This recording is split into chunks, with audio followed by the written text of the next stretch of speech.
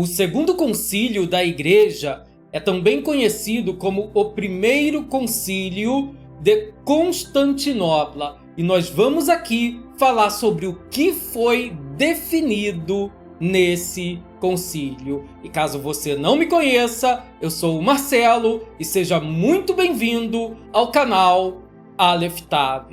Nós já estudamos aqui sobre o primeiro concílio da Igreja, que foi o Concílio de Nicéia, realizado pelo imperador romano Constantino no ano de 325.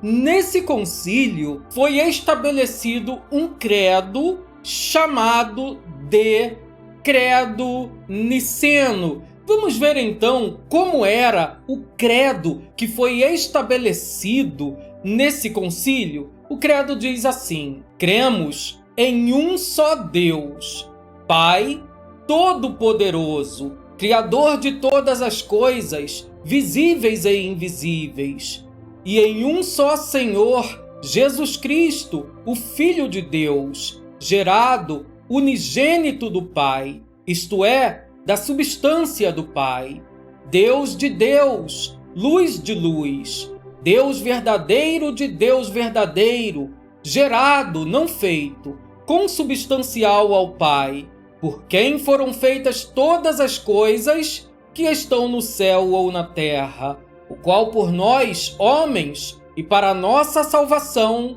desceu, se encarnou e se fez homem, padeceu e ressuscitou ao terceiro dia e subiu aos céus. Ele virá para julgar os vivos e os mortos, e no Espírito Santo. E quem quer que diga que houve um tempo em que o Filho de Deus não existia, ou que antes que fosse gerado ele não existia, ou que ele foi criado daquilo que não existia, ou que ele é de uma substância ou essência diferente do Pai, ou que ele é uma criatura ou sujeito a mudança ou transformação, todos os que falem assim são anatematizados pela Igreja Católica.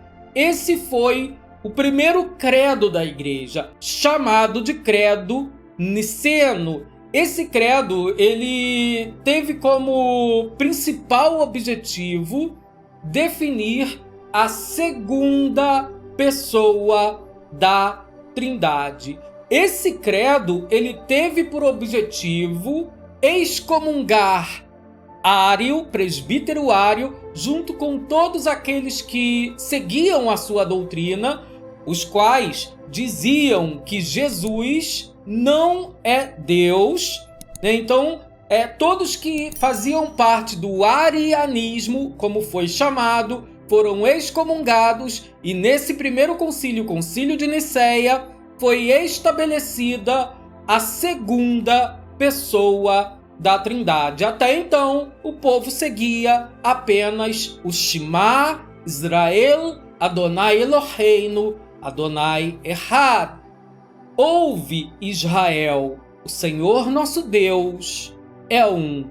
A partir desse momento, vai haver ali um conflito de ideias, onde uns vão dizer que Jesus é Deus e outros vão dizer que Jesus não é Deus. E por fim, é estabelecido no primeiro concílio da Igreja que Jesus é Deus, sendo, portanto, um segundo Deus ou talvez uma segunda pessoa da Trindade.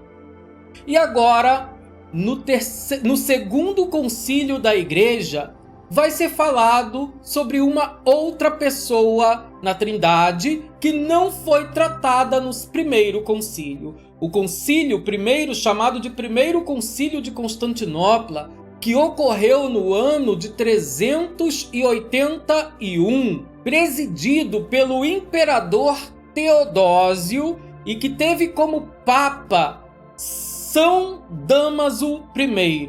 Esse concílio ele veio definir 4 cânones que eu vou deixar nos comentários aqui embaixo. Na verdade, foram 7 cânones né, que foram atribuídos, mas nós vamos ver que 3 cânones foram atribuídos um ano depois. Então, especificamente nesse concílio, foram 4 cânones que foram estabelecidos pela Igreja nesse concílio ecumênico chamado de Primeiro Concílio de Constantinopla. E quais foram esses temas abordados? Primeiro tema abordado: a proclamação da profissão de fé niceno-constantinopolitano. Ou seja, esse credo que eu li, ele foi alterado.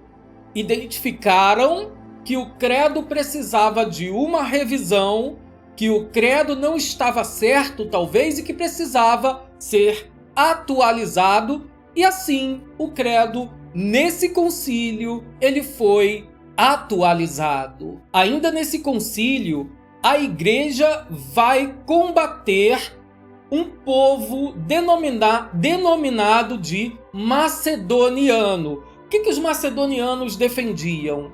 Eles defendiam que o Espírito Santo não era Deus, que o Espírito Santo, portanto, não devia ser considerado como uma terceira pessoa da Trindade. Então a Igreja Romana, ela vai estabelecer também aqui nesse concílio o Espírito Santo como uma terceira pessoa da Trindade. E por que o Espírito Santo ele não era considerado como uma terceira pessoa da Trindade?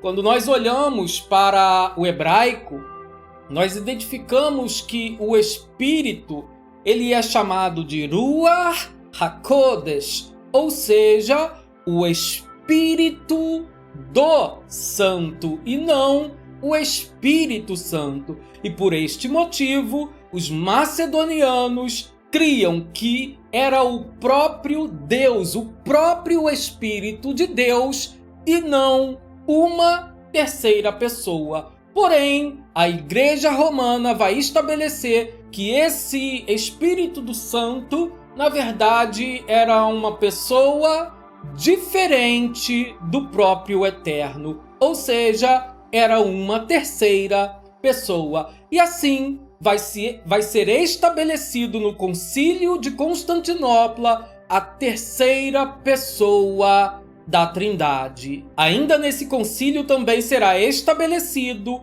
que o bispo de Constantinopla ele vai receber honras logo após o bispo de Roma. Ou seja, em primeiro lugar, a Igreja deve ouvir Roma. Em segundo lugar, a Igreja deve ouvir Constantinopla, que alguns anos antes havia sido a capital do Império Romano. E ainda nesse concílio, o credo ele foi alterado. Vamos ver como ficou o credo chamado Credo Niceno-Constantinopolitano. Ficou assim: cremos em um só Deus, Pai Todo-Poderoso, Criador do céu e da terra, de todas as coisas visíveis e invisíveis, e em um só Senhor, Jesus Cristo, Filho unigênito de Deus,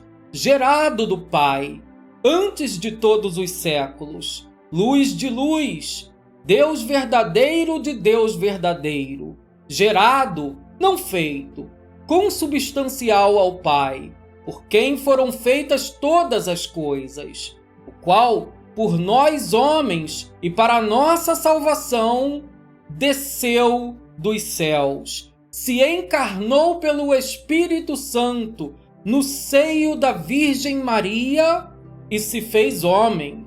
Também por nós foi crucificado sob Pôncio Pilatos e padeceu, e foi sepultado e ressuscitou ao terceiro dia, conforme as Escrituras, e subiu aos céus, onde está assentado à direita do Pai.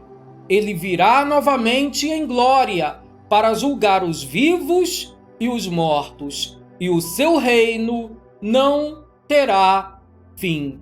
E no Espírito Santo, Senhor e fonte de vida, que procede do Pai, e com o Pai e o Filho é adorado e glorificado. Ele falou dos profetas. E na Igreja una, santa, católica e apostólica, confessamos um só batismo para a remissão dos pecados. Esperamos a ressurreição dos mortos e a vida do mundo vindouro. Amém. Então aqui nesse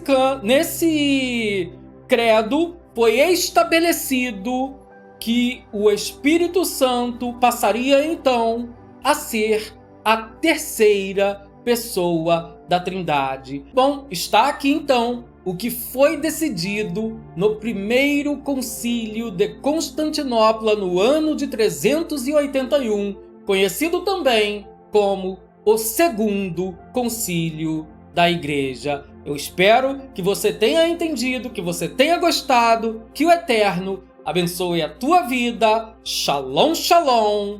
Ulerkitraut.